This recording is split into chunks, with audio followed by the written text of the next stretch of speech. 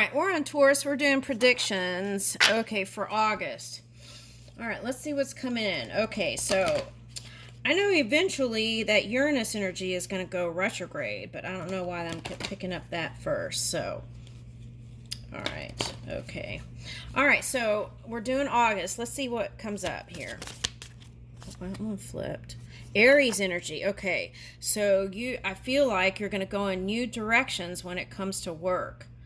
Okay, so the energy around you is dynamic and spontaneous. Crusading, impulsive action is likely. Okay, so I just got Chariot at the end of that Aries reading. So you could be doing something around cars. Okay, since I'm getting a horse here. Okay. All right, so that could be transportation business for somebody. Okay, now what about it? Okay, so I feel like, what is this? Some of you might be connecting with, okay, this is like two leaders from two different countries coming together. All right. Okay, but this is feeling in power and confident and moving with that fire and zeal. And this is like keeping that enthusiasm for what you do by moving with faith, good fortune, and your power. Okay, woo! Okay, so now what is this? Gemini.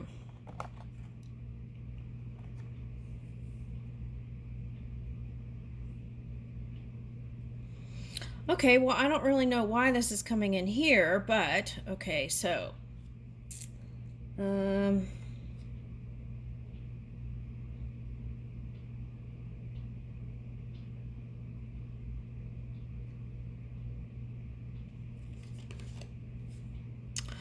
okay, so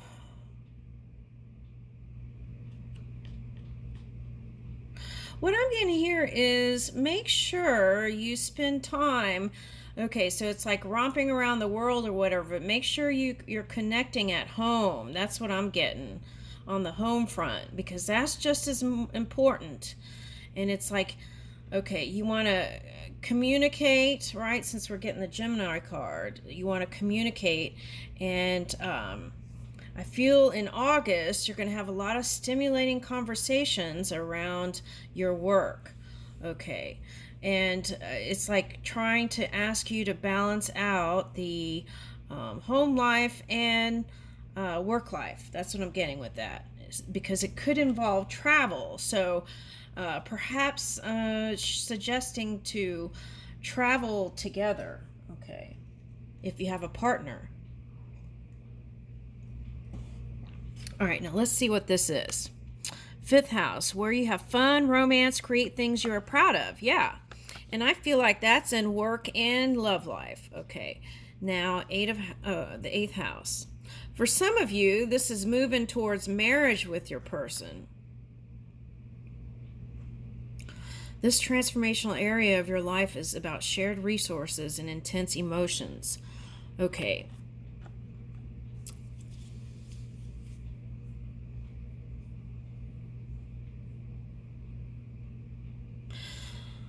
Okay, so what I'm getting here is, let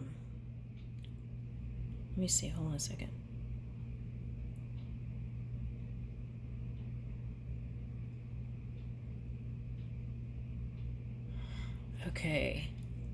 Okay, so what it looks like is, if you're harnessing Leo energy too, that's your self-worth, self-love, how you see yourself. Okay, so for some of you, that's like rededication and devotion to your partner. Okay, now for some of you, you're going to meet someone.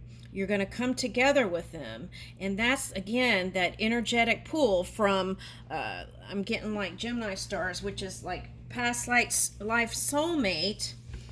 That pull to that past life soulmate. It's going to feel like you're going to want to switch gears all of a sudden and then go back and reminisce to a time once was. Okay.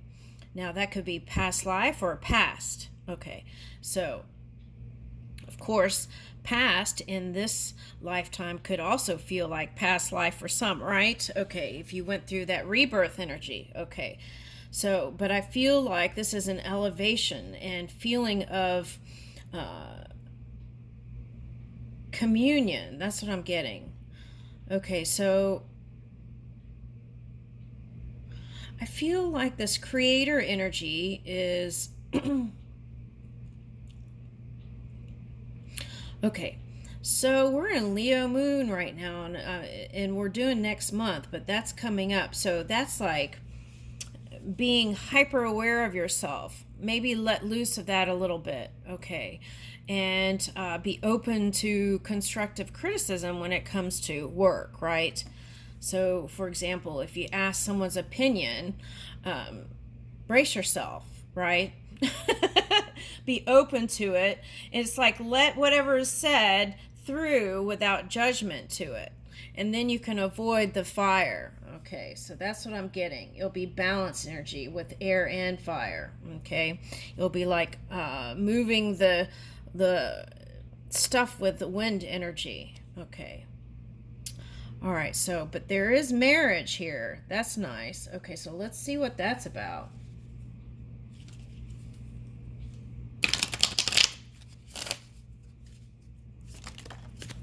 Woo!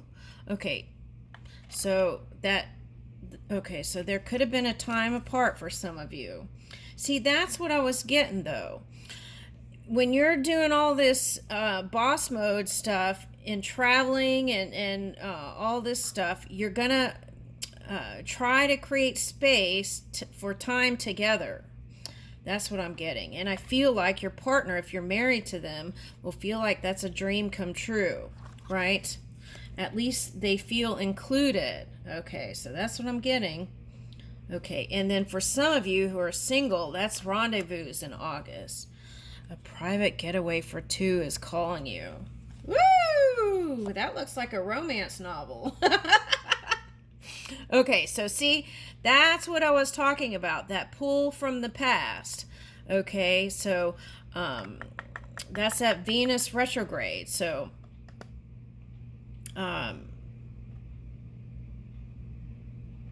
so that could be like that song feeling of torn between two lovers if you have one, right? Okay, now take a look at life's cause and effect before making any moves. That's what I would suggest.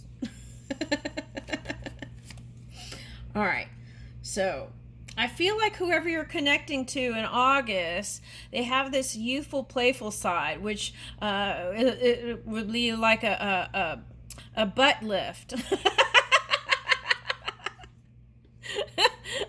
Okay, so reaching out, okay, expect a call or text from your person of interest. Okay, so I feel like for some of you, that's a fire sign.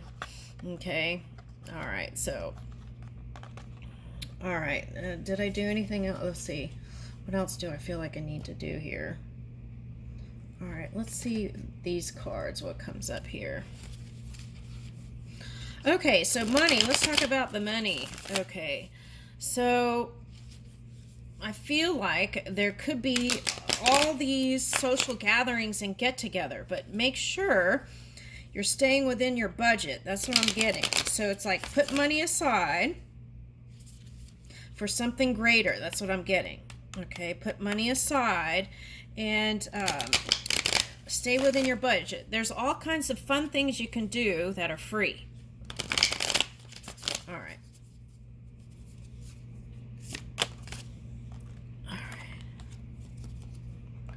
Find time for joy. All right. Time is one of our most precious resources, yet people often think of their time as being free. Take a look at your week and identify where your valuable time goes. Is there a way to recover some of that time? For example, you could invest in a dishwasher, move closer to work, choose a faster mode of transport, learn to bank online, or have groceries delivered. Find one thing to save some time every week and do something that brings you joy instead.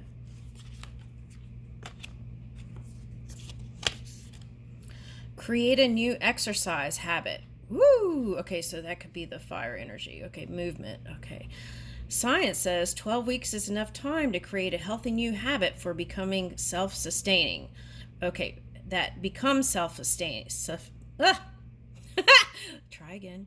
Science says that 12 weeks is enough time to create a healthy new habit that becomes self sustaining. Okay, now what I got was meeting with a friend at a park and having like a business meeting on a walk. That's interesting. Okay, find a fitness partner, create a plan, and stick to it. Pick something achievable for you. It could be anything from walking around the block once a week to taking a group fitness class to training for a race. Okay, the other thing I'm getting was if you're in hot places, maybe go walk in a cool building like I know malls aren't as popular as they used to be, but maybe something like that. Okay. All right, and then having a quick lunch, right? Okay. Woo! Look what's on next. Let's do this. Reconnect with old friends. Friendships are like gardens. They need care and attention to really blossom. Resolve to call an old friend or meet them at least once a month for the year so that you can rebuild a sustainable connection. If you are able to be extra vulnerable, tell them what your plan is. Explain that you value their friendship and you want to make time for them every month. Okay, so that goes for lovers, people at home, within the family dynamic, right? Okay, I feel like that's really important here. That's been the dominant energy here, I want to say. And also business connections, right? As you connect with those people, then you it builds trust and bonds that can last a lifetime. Okay, I'll leave you with